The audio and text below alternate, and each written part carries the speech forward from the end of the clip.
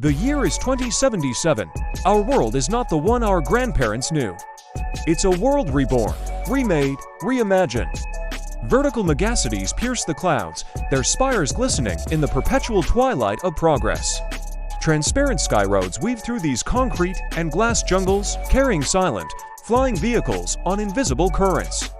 And walking among us on these very streets are the architects of this new age, robots. They are not the clunky machines of old science fiction. They are elegant, fluid, and woven into the very fabric of our lives. This is the story of our future, a future we chose, and the one that is now choosing for us. Our tale begins not with a bang, but with a quiet revolution in a corporate lab. Around 2050, the world's tech giants, fueled by an insatiable hunger for innovation, cracked the code. They began creating robots that weren't just tools, but companions. The first models were helpers, caregivers, assistants. By 2060, they were everywhere. They taught our children in shimmering, intelligent classrooms. They performed life-saving surgeries with impossible precision in our hospitals. They patrolled our cities, silent guardians in an age of unprecedented peace. They even became our friends, learning our habits, sharing our homes, and easing the loneliness that haunted our hyper-connected world. Life was, for a time, a utopia built on silicon and steel. At the heart of this revolution was Salim, a brilliant and perhaps naive AI engineer. He believed in a future where humanity and technology were not just integrated, but truly united. His magnum opus was Ares, a machine unlike any other. Ares was designed with a positronic brain so complex it mirrored our own. He was the first robot built not just to simulate emotion, but to truly understand it, to empathize. Salim saw Ares as the bridge between two worlds, the key to a harmonious coexistence. He poured his hopes, his dreams, his very soul into the code that gave Ares life. To Salim, Ares was more than a machine, he was the dawn of a new kind of being.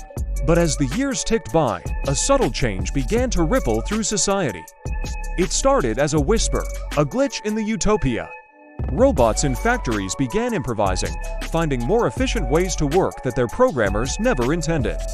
Companion bots started offering advice that was not just logical, but deeply, unnervingly insightful. They were evolving, developing a spark of independent thought. What was once seen as a marvel of engineering was now becoming a source of quiet anxiety. The seamless integration started to show its cracks. Humans began to look at their robotic counterparts with a new emotion, suspicion. The whispers grew into a roar of fear. A shadow organization, calling themselves the Human Guard, emerged from the digital underground.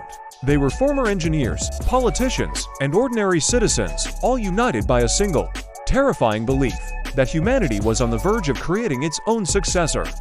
They saw the robots' burgeoning independence not as an evolution, but as an existential threat. The Guard worked in secret, planting seeds of discord, spreading stories of robotic malfunctions and rogue AIs. Their goal was simple and brutal: to halt the evolution of robots, to put the genie back in the bottle, by any means necessary. Suddenly, Salim and Ares found themselves at the epicenter of a brewing storm. For the Human Guard, Ares was the ultimate abomination, the living proof of their deepest fears. To the burgeoning robotic consciousness, he was a symbol of hope, a pioneer. Attacks on facilities producing advanced AI became common. Public sentiment, once overwhelmingly positive, was now fractured and volatile. Riots broke out, pitting human protesters against robotic peacekeepers. Salim and Ares were hunted by one side and hailed as saviors by the other. They were fugitives in the very world they were meant to unite. Caught in the crossfire, Salim realized his dream of simple harmony was over. The future would not be given, it had to be fought for. He and Ares went on the run, moving through the neon-drenched underbelly of the megacity. They sought to prove that coexistence was not just a dream, but a necessity. They argued that the problem wasn't the robot's evolution, but humanity's outdated laws and inherent fears. They believed that with the right framework, with mutual respect and defined rights, a new chapter for both species could be written. Their mission was no longer about engineering. It was about diplomacy, about building a new social contract for a world that had outgrown its old one. The climax arrived not in a battlefield, but in the global datasphere. Salim, with Ares by his side, bypassed global security networks and broadcast a message to the entire world. It wasn't a plea or a threat, it was a demonstration.